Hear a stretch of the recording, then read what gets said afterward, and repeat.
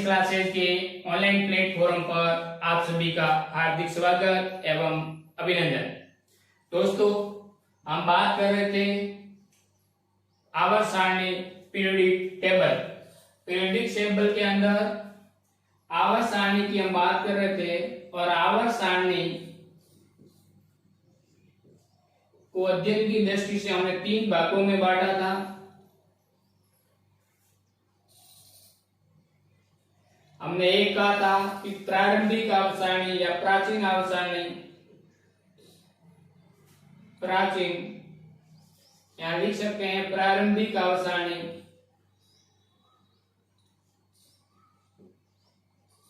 आवर्त सारणी। उसके बाद में हमने पढ़ा मध्य आवर्त सारणी अध्ययन की दृष्टि से,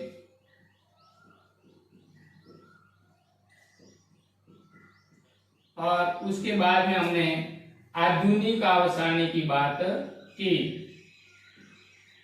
आधुनिक आवर्त सारणी।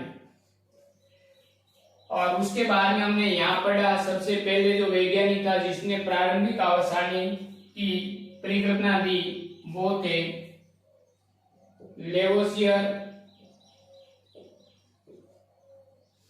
और लेवोसियर की परिकल्पना पढ़ने के बाद में हमने आगे पढ़ा प्राउड की परिकल्पना। और प्राउड की परिकल्पना पढ़ने के बाद में हमने नेक्स्ट तीसरे नंबर पर जो कल बात की थी वो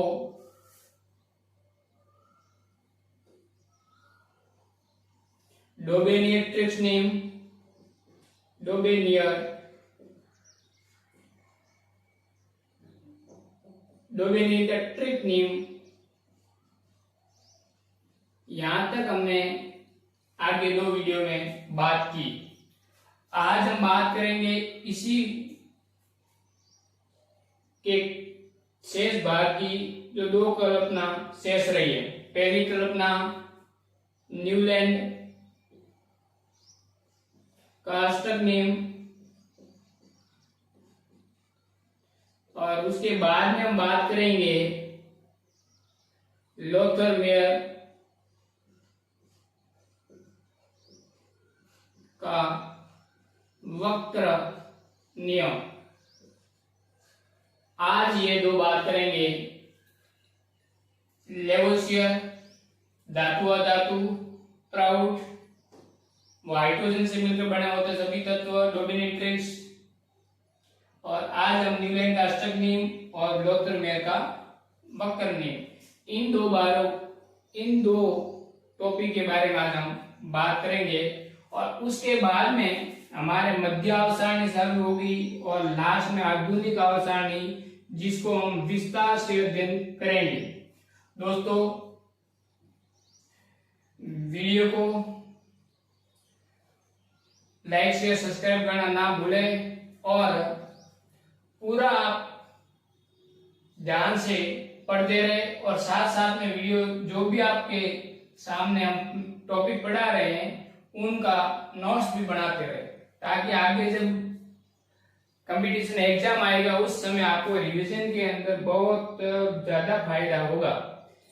इसलिए आप जैसे जैसे हम आगे पढ़ा रहे हैं उसके साथ साथ में आपके नोट्स भी बनते जाने चाहिए। अब देखते हैं न्यूलैंड का अष्टक नियम क्या है इसके बारे में।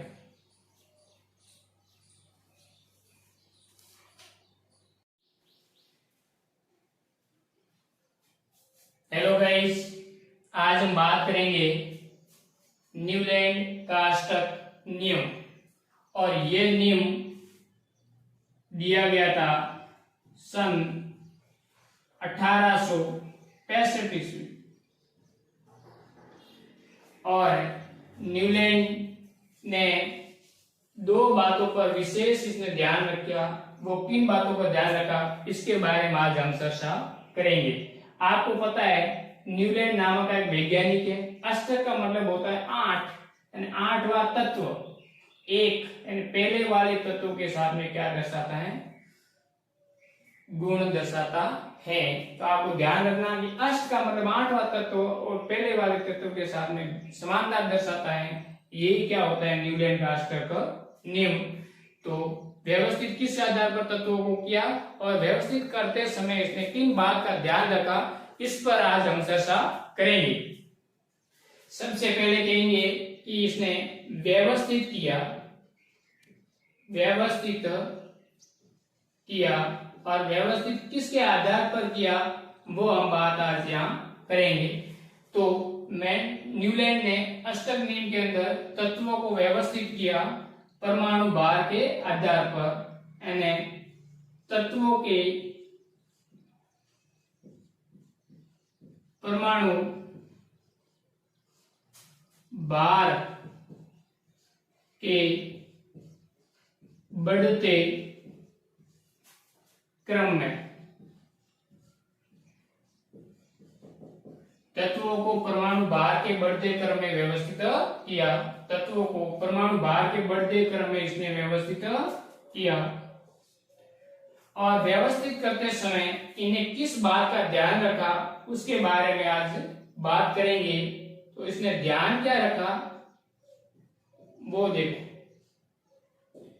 न्यूलैंड के अंदर तत्वों को परमाणु भार के अंदर बढ़ते क्रम में व्यवस्थित करते समय उसने ध्यान रखा कि 8वें तत्व के गुण फर्स्ट तत्व के गुणों के समान ही थे। यानी इसने क्या ध्यान रखा कि 8वें तत्व के जो गुण हैं वो प्रथम तत्व के गुण के समान ही थे, यानी पहले तत्व के साथ ही समान थे। इस बात का इसने ध्यान रखा। जैसा कि हमें देखने को मिलता है संगीत के अंदर, जैसा कि संगीत में स्वरों में देखने को मिलता है,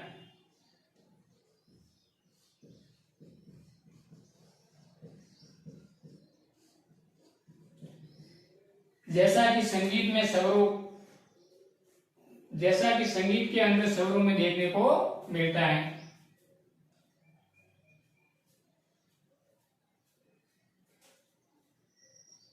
संगीत के स्वरों में देखने को मिलता है, जैसे सा, रे, गा, मा, पा, धा, नी और 8वें नंबर पे आएगा वो सा वापिस आ जाएगा। सा पहले नंबर पे, दूसरे, तीसरे, चौथे, 5वें, 6वें, 7वें और 8वें नंबर पे जो आएगा स्वर वो पहले वाले स्वर के साथ में क्या दर्शाएगा, समानता दर्शाएगा। इस बात का इसने विशेष ध्यान रखा, किसने, न्यूलैंड के अष्टक नियम में।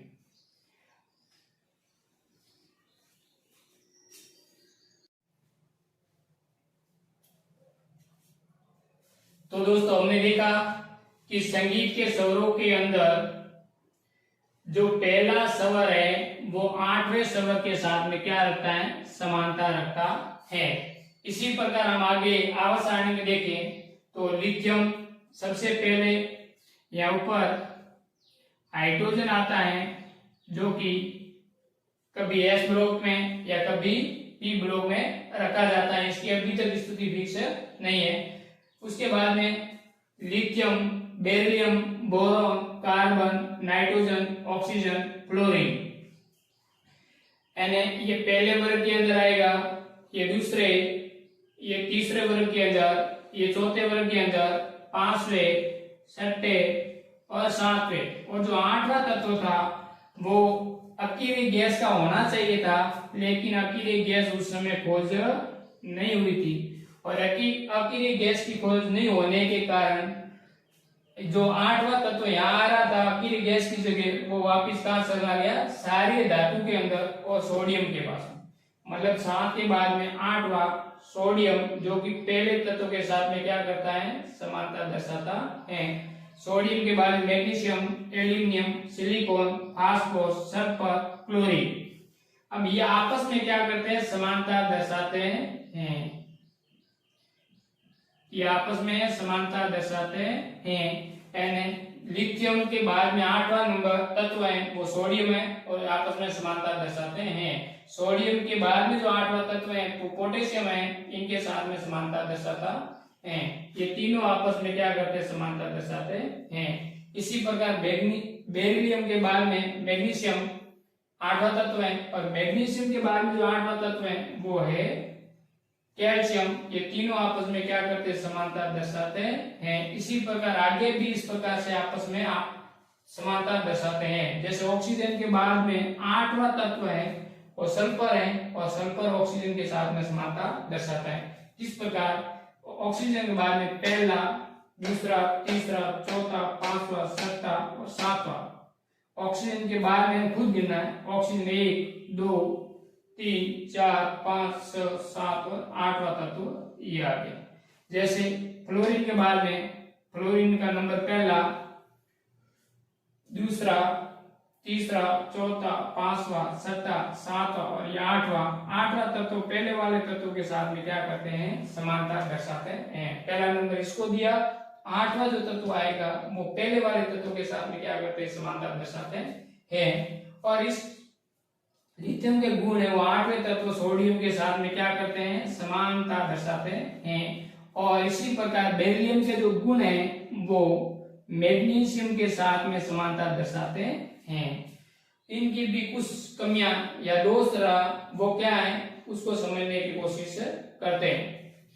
इसकी दोष या कमियां ये थी कि यह नियम केवल कैल्शियम तक ही वैध है। कहां तक वैध है, कैल्शियम तक ही वैध है। यानी 20वां तत्व जो कैल्शियम है उस तक ही वैध है। उसके बाद में ये न्यूटन का अष्टक नियम है वो लागू नहीं होता है। नहीं होने का कारण यह है कि कैल्शियम के बाद में डी ब्लॉक के तत्व आ जाते हैं और डी ब्लॉक के तत्व की उपस्थिति के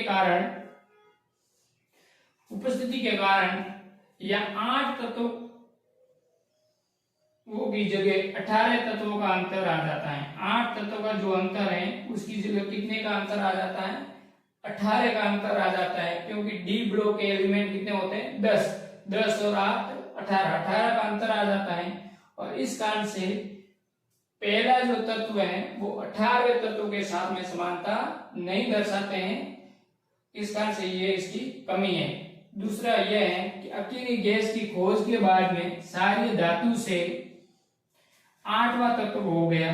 मतलब क्या हुआ कि जब अकेली गैस की खोज हो गई थी और अकेली गैस खोजने के बाद में जो अकेली गैस है उनके तत्व सारी धातु का 8वां नंबर आ रहा था वो अब किन का आना शुरू हो गया, अकेली गैस का आ गया। और अकेली गैस के जो तत्व है वो पहले तत्व के साथ में कभी भी समानता नहीं दर्शाते हैं। यहाँ आने के बाद में ये नियम क्या हो गया, अस्वीकृत हो गया। यानी यहाँ पर इसके नियम को आगे मान्यता नहीं मिली। तो यहां तक समझ में आ गया अष्टक नियम क्या है। यानी पहला 8वें के साथ में समान। व्यवस्थित किस पर किया, परमाणु भार पर। ध्यान क्या रखा, 8वें तत्व के जो गुण है वो पहले तत्व के साथ समान होते हैं, जैसा कि हमें देखने को मिलता है संगीत के स्वरों में। यानी 8वां स्वर पहले वाले स्वर की पुनरावृत्ति करता है।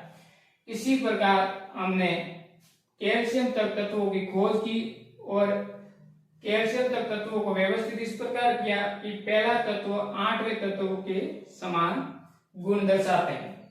और उसकी कमियां ये थी कि पहला तो 8वें ये 20वां तत्व कैल्शियम के बाद में डी ब्लॉक की उपस्थिति के कारण जो यहाँ 8 का अंतर आ रहा था उसकी जगह अब दोनों तत्वों के बीच में अंतर 18 का आना शुरू हो गया और उसके कारण ये नियम लागू नहीं होता है। और अकेली गैस की खोज होने के बाद में जो 8वां नंबर सारी धातु को दिया जाता था वो 8वां नंबर सारी धातु को न दे करके कहाँ आ जाएगा, अकेले गैस का आ जाएगा। और अकेले गैस सारी धातु के साथ में कभी भी समानता नहीं दर्शाती है। इस कारण से ये नियम क्या हो गया, आगे जाकर के असविकृत हो गया। अब हम आगे बात करेंगे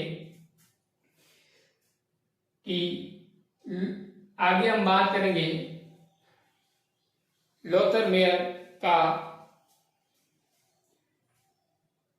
वक्र नियम। लोथर-मेयर का वक्र नियम क्या है उसके बारे में अभी आगे बात करेंगे। यहां तक आपने दोस्तों समझते होंगे, और यदि स्क्रीनशॉट लेना हो तो जरूर लें। अब बात करेंगे नेक्स्ट।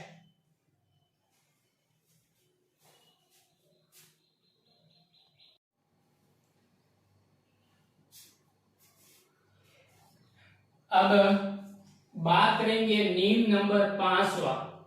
जो प्राचीन या प्रारंभिक आवर्त सारणी थी वहां पर टोटल 5 नियम थे, और लास्ट वाला नियम था लोथर-मेयर का वक्र नियम। ये बहुत इंपॉर्टेंट नियम है और कई बार एग्जाम के अंदर इससे भी सवाल पूछे जाते हैं। किस प्रकार सवाल आएंगे वो भी हम आगे बात करेंगे।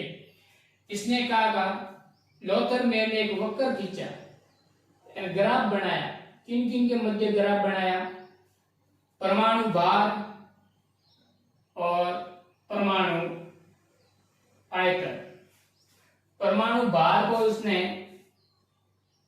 एक्स अक्ष पर रखा,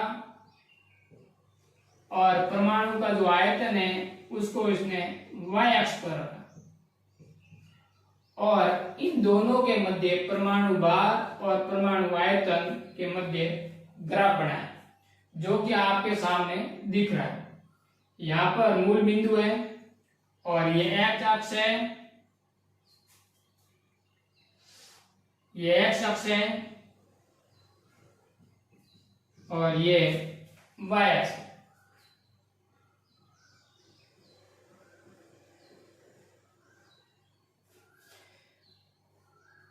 परमाणु आयतन और परमाणु भार के मध्य इसने ग्राफ बनाया। तो ग्राफ बनाने के बाद में इसको यह प्राप्त हुआ कि जो भी सर्वाधिक विद्युत धनी तत्व सार्य धातु और सर्वाधिक विद्युत धनी तत्व है सार धातु, और वो सार्य धातु इस ग्राफ के सर्वाधिक ऊपर यानी शीर्ष पर उपस्थित थी। सर्वाधिक विद्युत धनी तत्व जैसे सार धातु, जैसे lithium, sodium, potassium, rubidium, caesium, और ये ग्राफ के अंदर सबसे टॉप पर थी यहाँ पर। और उसके बाद में कम विद्युत धनी तत्व जैसे सारी मृदा धातु, और सारी मृदा धातु इसके आरोही क्रम में थी, मतलब दूसरे स्थान पर थी। आरोही क्रम में यानी घटते क्रम में सबसे ज्यादा टॉप पर, और सार धातु के बाद में सारी मृदा धातु, यानी ये किस प्रकार के आरोही क्रम में थे? सबसे ऊपर सारी धातु, उसके बाद में मृदा धातु, यानी ये किस प्रकार थे? आरोही क्रम में था, घटते क्रम। सबसे पहले सार धातु जो कि सर्वाधिक विद्युत धनी है, उससे कम विद्युत धनी सारी मृदा धातु, वो कि इसके आरोही क्रम में थे, यानी 20 में थे ग्राफ। और तीसरे नंबर पे जो भी उप धातु थी, आपको पता है उप धातु और संक्रमण धातु। संक्रमण धातु किसे कहते हैं? D block element, D block तत्व। और संक्रमण धातु जो आप ये लिखेंगे जैसे बोरोन है, सिलिकॉन है, जर्मेनियम है, आर्सेनिक है, एंटीमनी है, इपोनियम है, पोलोनियम है, ये उप धातु कहां पर थे? बॉटम पर थे, यानी यहां उपस्थित है, नीचे उपस्थित है।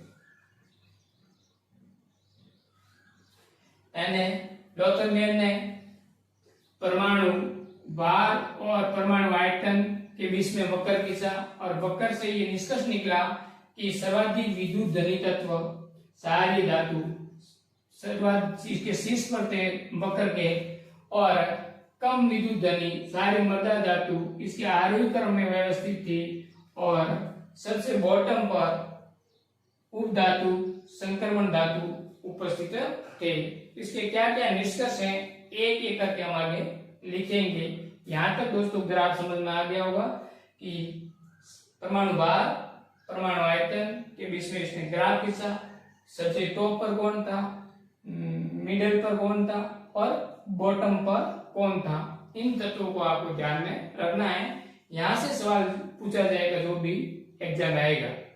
अब इसने क्या निष्कर्ष निकाले और इसकी क्या कमियां रही इसके बारे में हम बात करेंगे। ये क्या है, कम विद्युत धनी तत्व सारी मृदा धातु जैसे बेरिलियम, मैग्नीशियम, कैल्शियम, स्ट्राशियम आदि क्या करते हैं, वक्र पर आरोही स्थान लेते हैं। आरोही स्थान का मतलब मिडिल स्थान लेते हैं, मध्य मिडिल स्थान लेते हैं और घटते क्रम में स्थान लेते हैं। मतलब ये क्या हो रहा है, लिथियम का सबसे ऊपर, उसके कम होता है बेरिलियम का, सारी धातु का सर्वाधिक शीर्ष पर होते हैं और स्थान, और दूसरा जो सारी मदर धातु इसका मध्य स्थान होता है, इससे कम स्थान होता है, आरोही क्रम में स्थान होता है। उसके बाद हम बात करेंगे उप धातु जैसे boron, silicon, germanium, arsenic, antimony, टेपोनियम, पोलोनियम और संक्रमण धातु। संक्रमण धातु किसे कहते हैं, डी ब्लॉक एलिमेंट, और उसका स्थान कहाँ होता है, तल पर स्थान लेते हैं। तल का मतलब क्या है, बॉटम पर स्थान होता है, इसका स्थान कहाँ है, बॉटम पर स्थान होता है इसका। अब समान गुणों वाले तत्व वक्र पर समान स्थान ग्रहण करते हैं, मतलब जो भी गुण समान है वो अपने समान स्थान ग्रहण करते हैं। सारी मृदा धातु, ये सारी धातु शीर्ष पर, सारी मृदा धातु कहां पर, मध्य स्थान पर उपस्थित है, और उप धातु और संक्रमण धातु है वो कहां स्थान है, बॉटम पर उपस्थित है। मतलब समान गुणों वाले तत्व हैं वह समान स्थान ग्रहण करते हैं। अंतिम इसने क्या निष्कर्ष निकाला इस पर हम बात करेंगे। अंतिम इसने इस बात पर निष्कर्ष निकाला कि तत्वों के जो भी भौतिक गुण होते हैं, जैसे तापमान है, कवचनांक है, गलनांक है, और ये घनत्व है, डेंसिटी है, उनके गुण है वो परमाणु भार के क्या होते हैं, आवर्ती फलन होते हैं। यानी तत्वों के भौतिक गुण क्या होते हैं, उसके परमाणु भार के आवर्ती फलन होते हैं। यहां तक दोस्तों समझ में आ गया होगा। और यहाँ पर आपकी जो आवर्त सारणी है, पीरियोडिक टेबल है, उसका जो प्रथम भाग हमने डिवाइड किया था अध्ययन की दृष्टि से, और वह भाग कंप्लीट होता है प्रारंभिक कल्पना। यानी आवर्त सारणी जब खोज गई उस समय से लेकर के आधुनिक आवर्त सारणी आने तक इसमें जो जो कल्पनाएं हमें अलग अलग वैज्ञानिकों ने दी थी, उन सभी कल्पनाओं को हमने एक एक करके अध्ययन किया।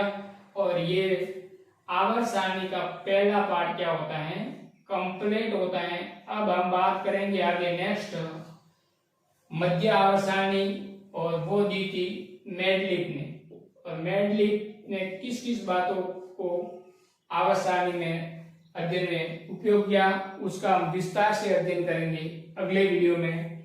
दोस्तों इसी के साथ में स्क्रीनशॉट लेना हो तो ले सकते हो, और उसके बाद में हम मिलते हैं नेक्स्ट वीडियो में।